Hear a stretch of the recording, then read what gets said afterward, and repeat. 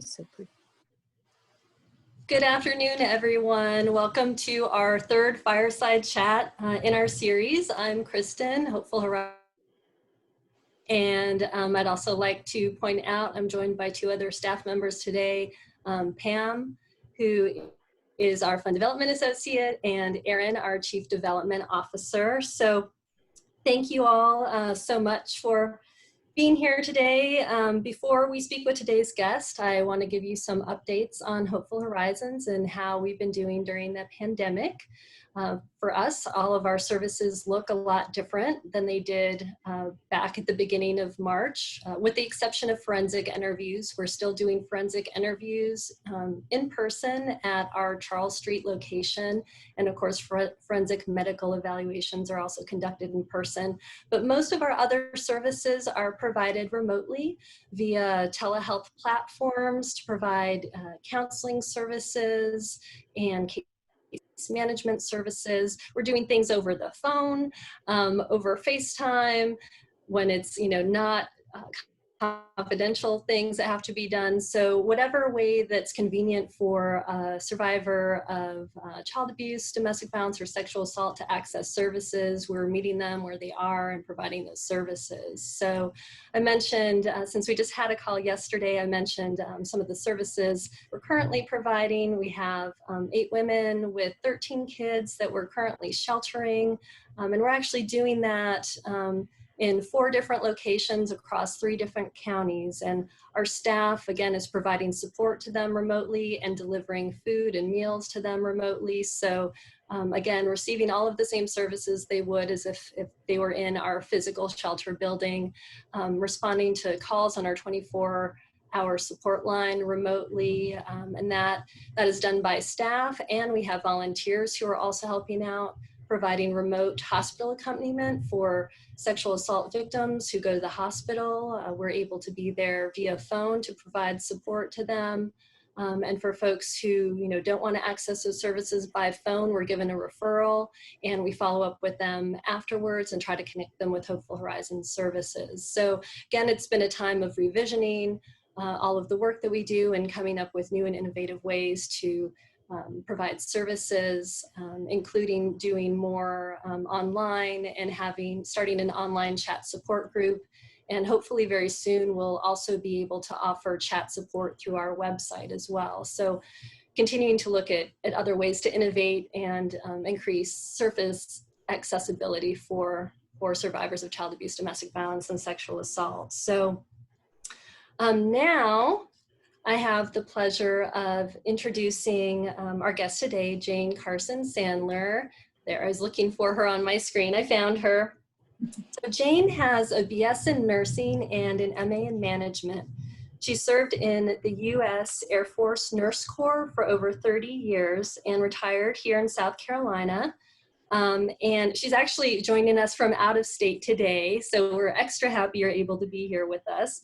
We're very fortunate that Jane found Hopeful Horizons back then when we were Hope Haven, and became a volunteer advocate, support group facilitator, has spoken at so many events for us. Jane is a survivor of the East Area Rapist, also known as the Golden State Killer, whose crimes terrorized communities in California in the 1970s and 80s. Jane is a passionate advocate for victims, and I'm so happy she could join us today. So Jane, welcome. Thank you for being with us. Is there anything you want to add to my introduction of you that I didn't cover?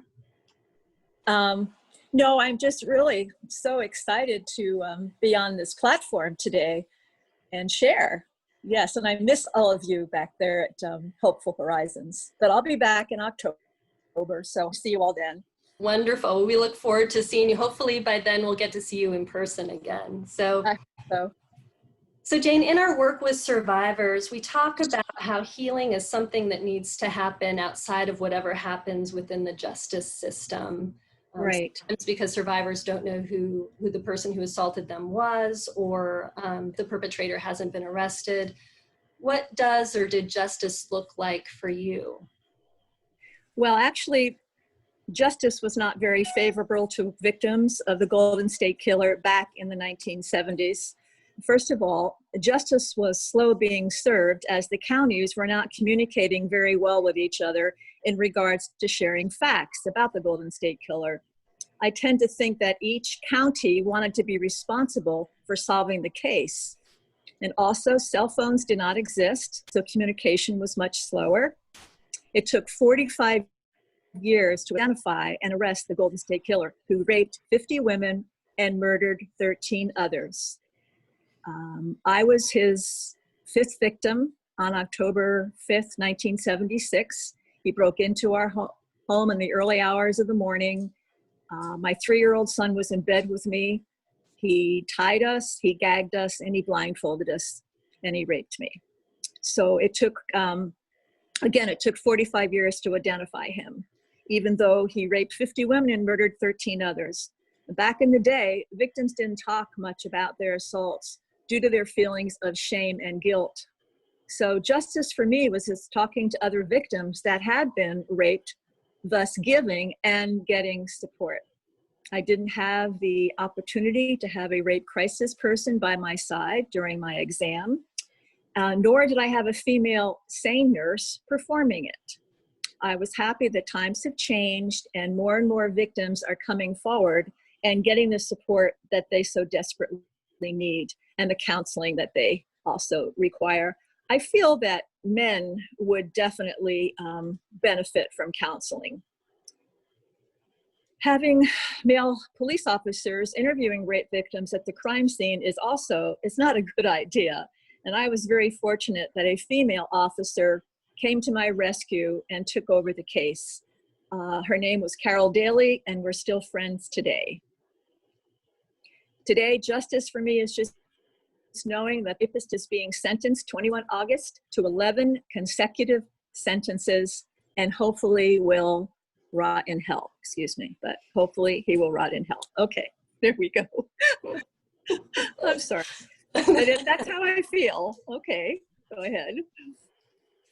No, absolutely. And I get that. And, I just remember when you came to speak at our Take Back the Night event, after they had discovered who the East Area Rapist, Golden State Killer was.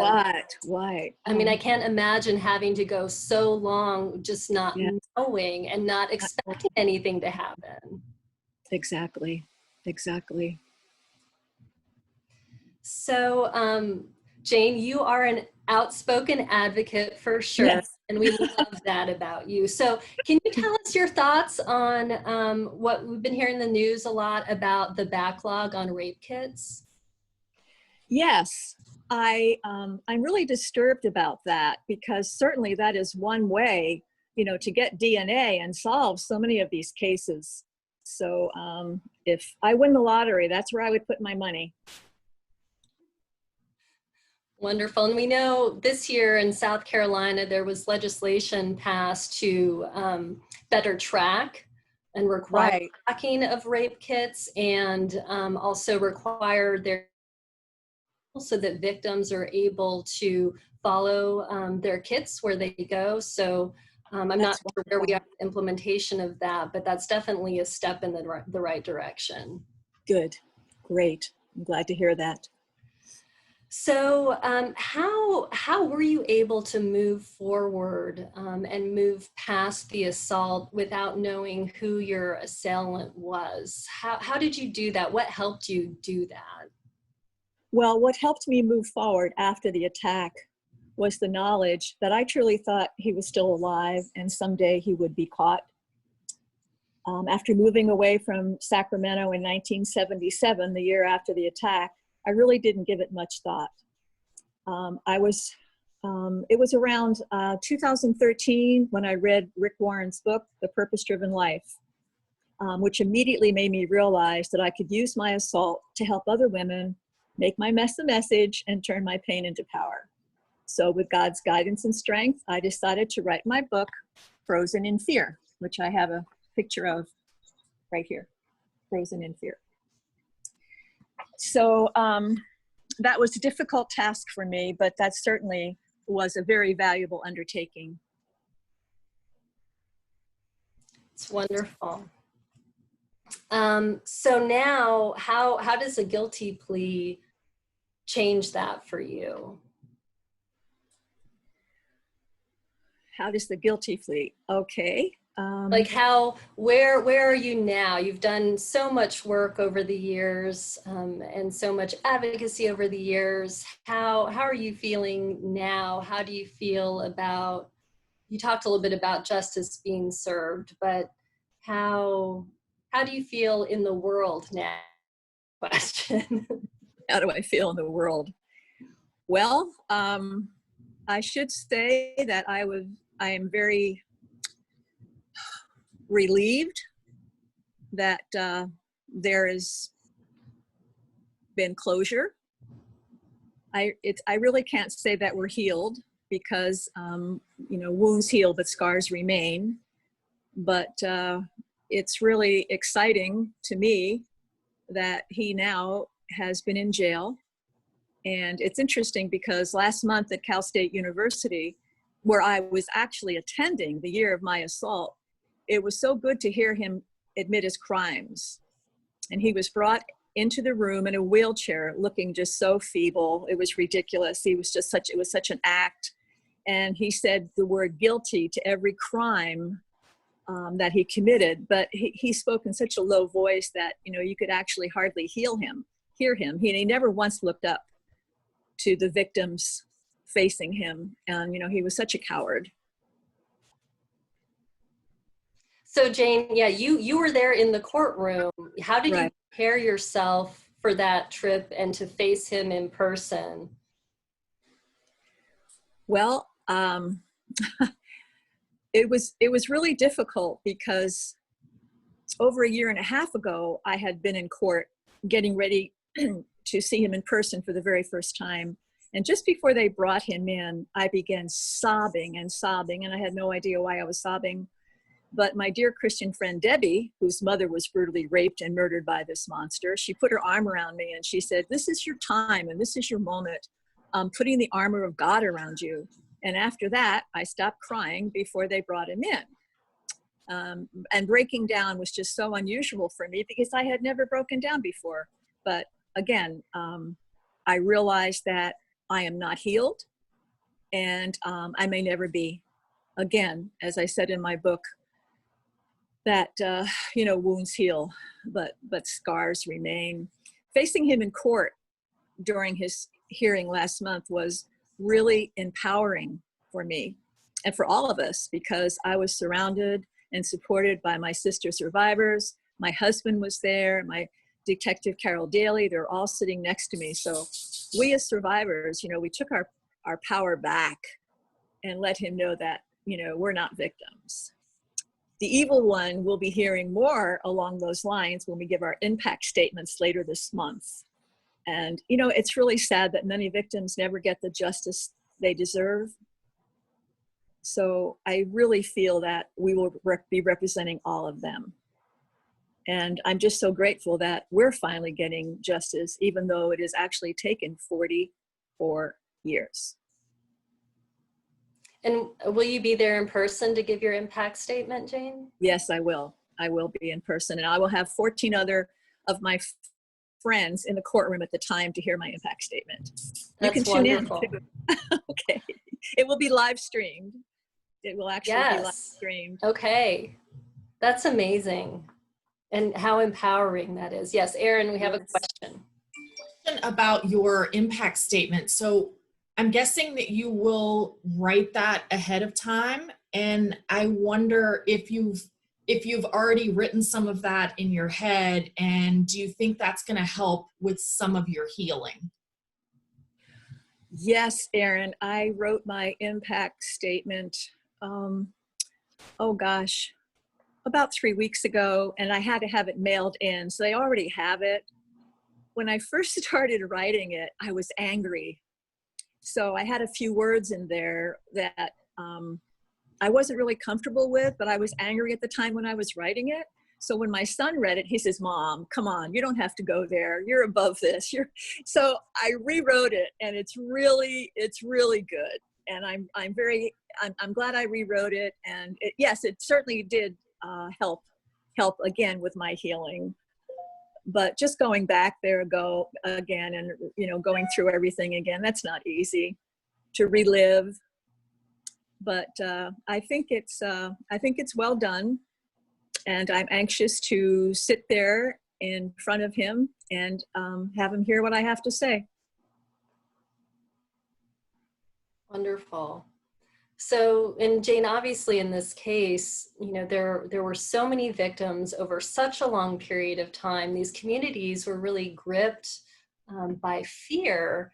So can you describe what that was like for us? Well, after my attack, which was number 5, the police finally realized that there was a serial rapist on the loose in Sacramento. And the entire community absolutely went crazy. Everyone was living in fear. Every hardware store was sold out of deadbolts and every other security device imaginable. Helicopters flew over every night with spotlights flashing down on the yards in hoping to see the assailant. And there were town meetings about the assaults. There were self-defense classes being offered. There was something called the Ears Patrol, where private citizens would go out and see if they could find him. My husband the next day put an alarm system on our home. But even with that, we slept together, the 3 of us, every night, just in fear for so long. Erin, do you want to, yeah, go ahead. Unmute. Sorry about that. All right, a couple of questions. So because of the HBO series and there's been a podcast, there's been a lot about these murders and rapes recently. Is that a trigger for you? How does that impact you when you see it in the news? Well, again, it stirs up anger, but at the same time, I'm sorry, my husband's here smiling at me like, it stirs up anger. Welcome to say hello, Jane. He is. Would you like to say hello, Roger? All right, he's going to come over and say hello. He's been such a great support for me. I wish he were going with me to California in 2 weeks for my impact statement. Say hello, Roger. How are you? That's Hi, Roger. I've been on 2 Zoom Bible studies. conference calls. I had a Bible study this morning at 9, and I had another one at 2 o'clock this afternoon. So I'm big on Zoom. He's big on Zoom. So I'm sorry, getting back, I watched all 6 of the HBO programs about I'll Be Gone in the Dark.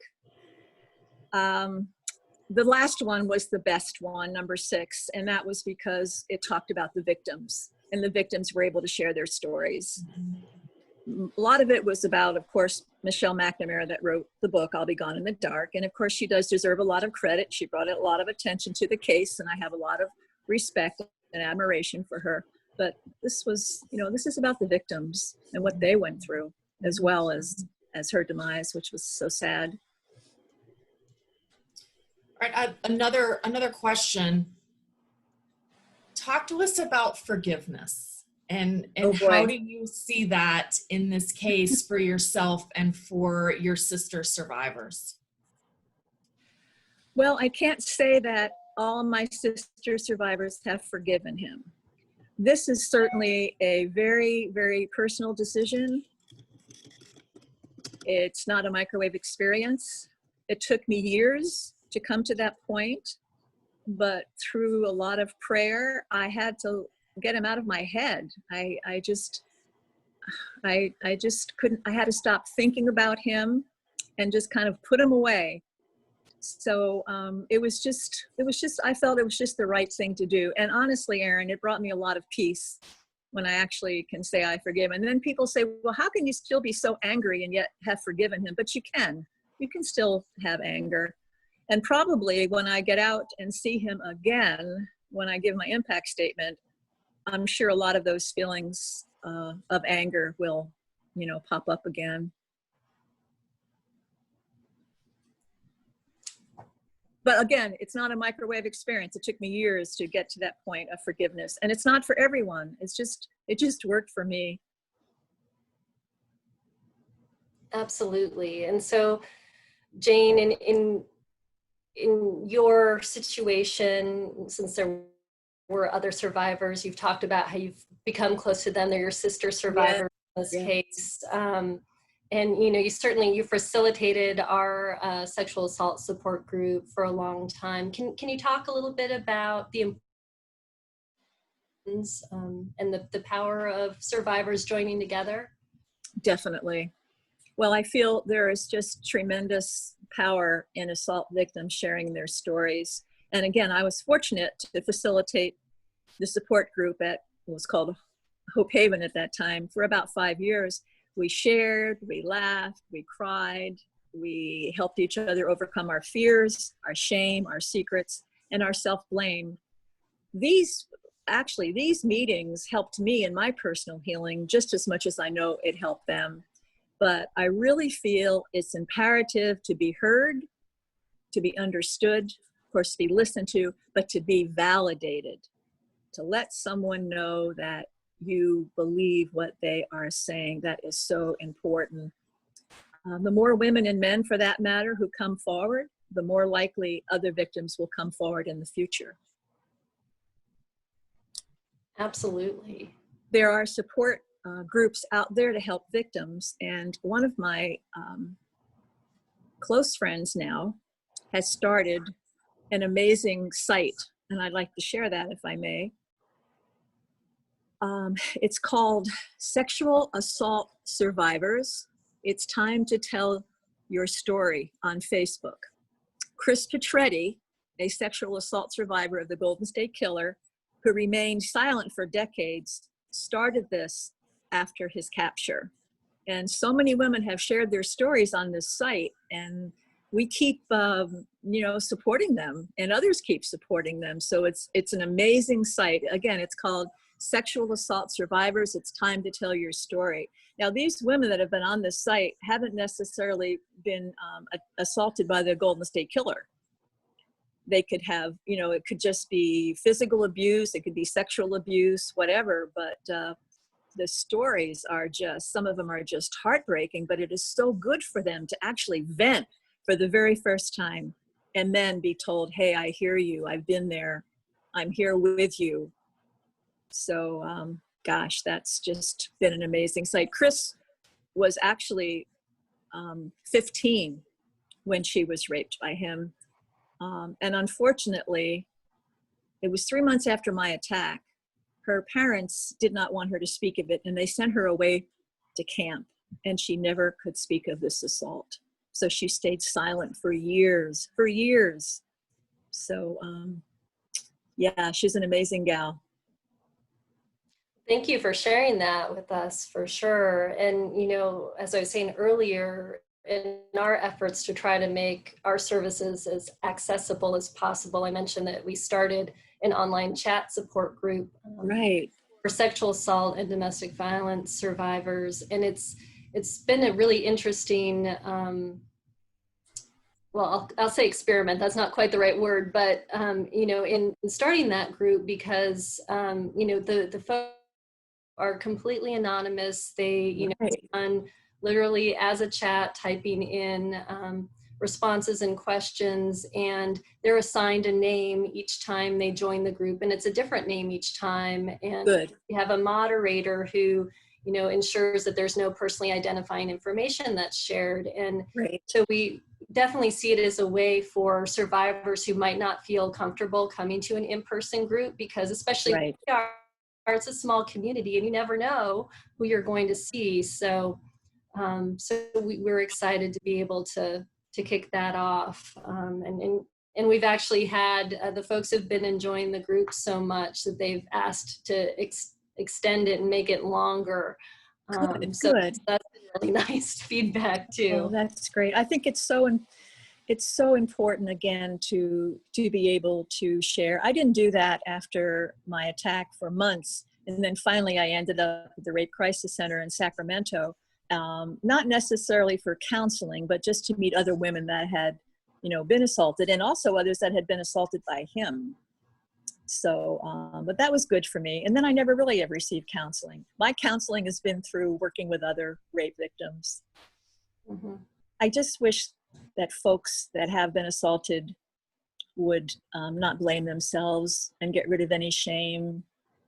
You know, rape, again, as we've all said, is about power and control. So I just really hope that women will immediately after their attack, you know, get the help they need, go to the Rape Crisis Center, because that's where it really begins. Their healing really begins. It's always surprising to me when I find out that people haven't heard about Hopeful Horizons and they don't know what we do. Of course, I live in a bubble. This is my world, right? But thinking back to the 70s, like that was early on in the Rape Crisis Center evolution. So those are really new services back then. And you've talked a little bit about, you know, how things were handled in your case and how you had to tell your story multiple times. Can you talk a little bit about how the improvements that you have seen over the years, or other suggestions for improvements you'd like to see, and how we just as a community support survivors of sexual assault? Well, I'd like to talk about not having a male do your examination when you go to the emergency room. I think it's imperative that a sane nurse be there.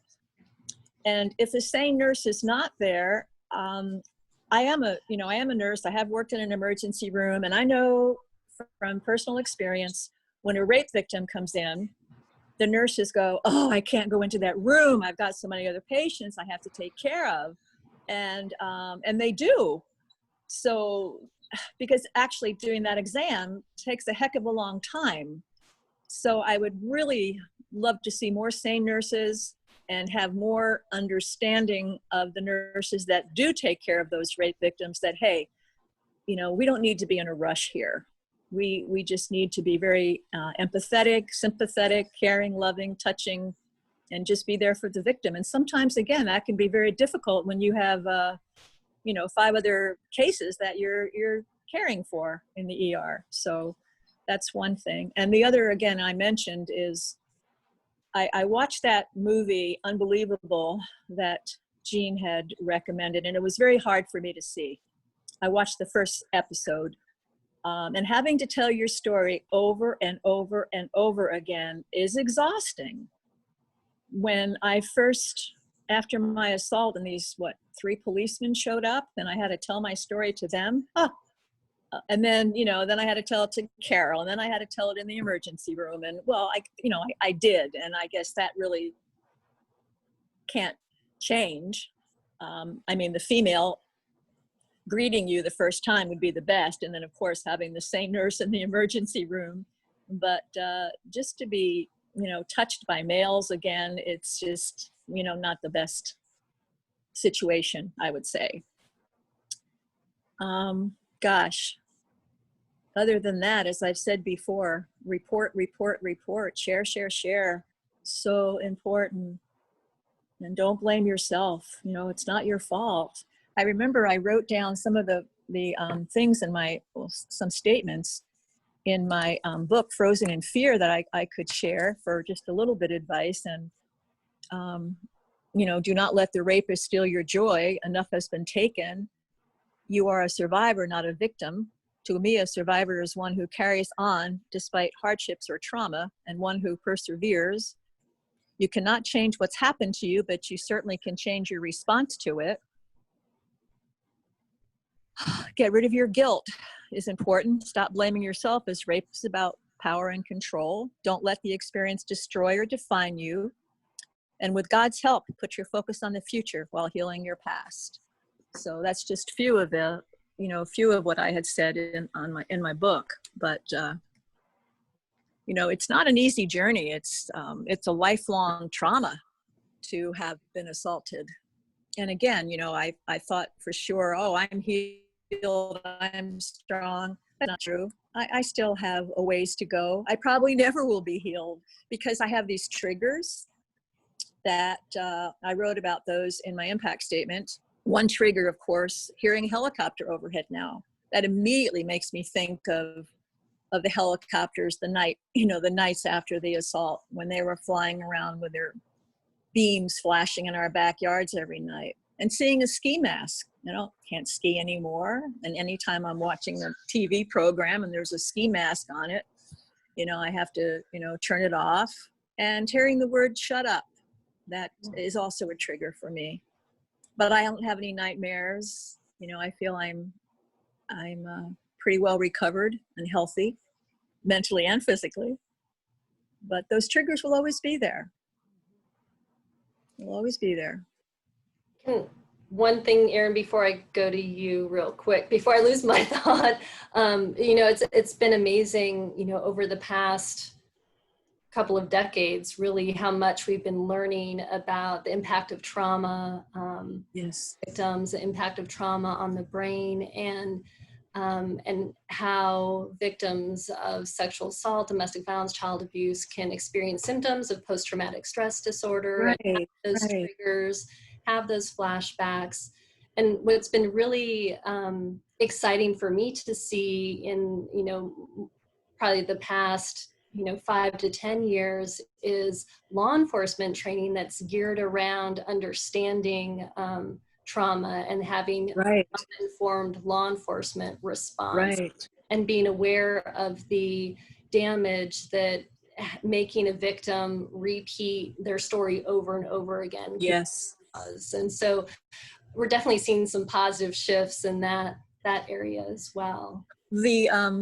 Another thing is the folks in the emergency room that are with the rape victim during the exam. When I was laying on that table, one minute I was sobbing, and the next minute I was laughing because I was alive. Oh my gosh, I'm alive. We survived. And I'm sure the nurses just thought I was wacko, the doctor too, but that was just the way it was. So, yeah. And every survivor's victim's response is unique too. So yes. we can't expect everyone to behave the same way, and everyone's response to trauma is different. Exactly. That's great. Okay, Erin. I just wanted to go back to talking about triggers, and you said that you'll turn the TV off, or what are some of the other things that you do to bring yourself out of that when you feel triggered?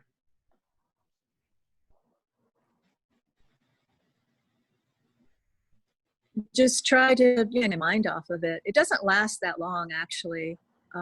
But when it comes, it's like, I've never been diagnosed with PTSD, and I don't know that, I've ever really truly had it.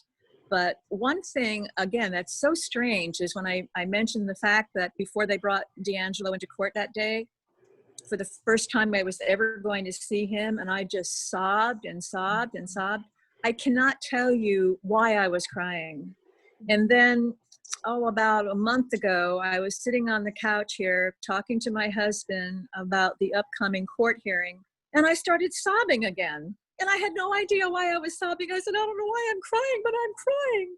So Roger said, well, it's probably you're just letting it out. You're just letting it out. And so maybe all this is so built up that we've never been able to just let it go. And, I felt so much better in court that day, but I really felt better too after my last sobbing session here at home. But it's only happened to me twice, believe it or not. So that's pretty good in 44 years, I'd say. Yeah, that's amazing. So Jane, is there anything else you want to talk with us about today? Anything I didn't ask you that you want to share? No, you've asked some great questions, and I just appreciate being on with you and all of your support. I am just feel sorry for all of the folks, all of the victims that have never had the opportunity to see their perpetrator brought to justice. And I hope we can do a good job representing them when we give our impact statements. I have no doubt that you will. And I do want to take a minute, if folks have other questions, but I want to put a plug in for Jean Regala, who's on the call today. And I want to ask Jean if you have anything that you want today. Now we have a whole fireside chat we're going to do with Jean in a couple of weeks. So this is a teaser. Okay, good. Oh. I'm going to ask you to unmute, Jean. See if we can. Yeah. Technology. I see him. Hi, Jean. Okay, we got you, I think. Can you hear me now? I can. Okay, I'm talking through my phone, so I can't. My computer's not working. Picking at least the audio's not. So I just want to thank Jane. I mean, Jane's been great, and I've known her for a few years now, and you know, she's certainly come through a very traumatic experience, and the fact that she's helping others is certainly a testament to her will and her strength and her fortitude in getting through this experience. And so thank you for sharing that with us. And you know, just I don't know how many people know what I did, Kristin, but I was a FBI agent for 31 years, and I was a behavioral profiler with the FBI. So I actually was involved in a lot of research and also in investigations regarding serial sexual assault, so as well as serial killers. So a lot of what Jane brought up, we've seen in a number of cases, and you know, and having started in the 70s, getting back to what Kristin said, you know, the rape crisis, or the process of the rape crisis, victims being reporting to or going to see someone at a rape crisis center was a relatively new concept in the 70s. And I could just tell you, I was in New Mexico then, and in Santa Fe, and I worked actually with our rape crisis center there in Santa Fe, and we would actually do trainings for law enforcement, talking about who the offenders are, why they do some of the things that they do, talk about physical evidence gathering, all this type of thing, interview strategies. So, you know, and that just kind of progressed through the years. And I'd like to say that things have gotten better, but certainly they're not where they should be yet. And, you know, Jane mentioned that show, Unbelievable, and I know everybody, a number of folks have seen it. That's on Netflix. If you haven't seen it, it really kind of, it talks about a serial rapist who initially assaulted in Washington State, ultimately moved to Colorado, and the detectives, how they tracked this individual down, but it dealt a lot with the victims and how they dealt with these issues, but it showed all the mistakes law enforcement made. I mean, you know, when I was just started watching it, and the first case that occurred, they didn't believe her, and she ultimately said she made the whole thing up when in fact she didn't, because the law enforcement officers involved were certainly heavy-handed or portrayed that way, and she felt the best way for her to get through this whole process was to actually lie about it, but then ultimately she was charged for making a false report. And it was only through the investigative efforts of the Colorado police,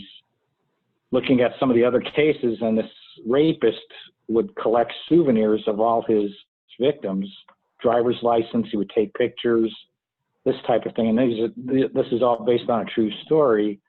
It was only then that police actually called the investigators in Washington State and told them that we've got one of you probably have this case here. And when the investigator was told about the woman, oh, she made that whole thing up. Well, I don't think so. We've got pictures of her and in this positions that were taken by the rapist. So, but it kind of walks you through a lot of mistakes law enforcement made. These two female detectives were great, and just the progression, how things have changed. Certainly in my experience in how these cases are investigated, and ultimately how they're prosecuted. So the DNA is certainly a godsend now. Looking at these cases years ago, that wasn't DNA's only been in existence since 1988 in law enforcement. So used as physical evidence, and it was new back in 1988. So now with databases, the FBI's got this database. So the rape kits that you're talking about, once they're done, the DNA profiles put in this CODIS database that the FBI maintains. That could link other cases around the country, and this database has already linked other cases around the country based upon these DNA hits. So these individuals don't necessarily stay in the same area. Sometimes they do, and they're very good at what they do. They study, they plan, they prepare, and they're looking in the case. In the show, Unbelievable, the individual actually would would take the bedding off the bed and would take that with him in order to prevent law enforcement from getting any physical evidence from the bedding, and then also make the victims shower. So, in order to eliminate physical evidence too. So these individuals can be very smart. Obviously, the best time to catch them is early on. And the offenders will tell you that, because that's when they're first starting out. They make mistakes. They're not that good, but they learn as they get better if they're not stopped at those very early stages. So very difficult cases to work with, and they can last years. So I've been involved in a number of those that have lasted that long. So. Thank you, Gene. Thank you, You're Gene. welcome. And that's a good ad for Gene's Fireside Chat in 2 weeks. More to come. So, Erin, go ahead. I have one other question, and Jane, I can certainly follow up with you afterward, but I think we have some folks who would love to know the date for when you give your impact statement, just so that we can send you thoughts and prayers on that day. That is so sweet. It's going to be live streamed, so you can also watch it. We can send that. We'll send a link out. Yeah, Tuesday the 18th. Okay, August 18th? Yes, 2 weeks. Okay. Yeah, well, not less than 2 weeks now. The 18th, I have to be, I'll be taken over to court about 8 o'clock in the morning, so mine will actually be that morning. Okay. And they go by counties. So Sacramento County, so folks in Sacramento County are going to be that day, but also they're going to be by numbers, and I'm number 5, so I'll be number 5 that morning. Okay. But that's so kind, and I really appreciate those thoughts and prayers. And I'd love your feedback about my impact statement too. Now that I cleaned it up nicely. Gene, you're laughing. I'm sorry. I'm glad you cleaned it. I did. My son Jeffrey says, "Mom, you don't need to go there. You're much better than that." And he is so right. But I don't know about some of the other gals. I mean, there's still, some of the comments I get online describing him are really something. But I will behave myself. Yes, I will. Well, thank you, Jane, so much again for sharing your story and time with us today, and Gene too for jumping in. I think something that this conversation today has pointed out too, the importance of having organizations like Hopeful Horizons, because we know not all victims report to law enforcement, and so it's really important to have a wide variety of services available, including, the ability to report to law enforcement and go to the hospital and do all of that. But then to have organizations like Hopeful Horizons to provide that support and know where you're going to be able to connect with other survivors and build those relationships and build that support system up for sure. So validate, because after my attack, I remember I blamed myself. I thought, well, maybe I was wearing a short skirt when he saw me. And after that, I bit my fingernails, I gained weight, I was a mess. but then I thought I was going crazy. But when I talked to other women at the Rape Crisis Center, then I realized, hey, they have the same feelings that I'm having. I'm not going crazy. This is normal the way I'm feeling. So I think that's so important that we share. Absolutely.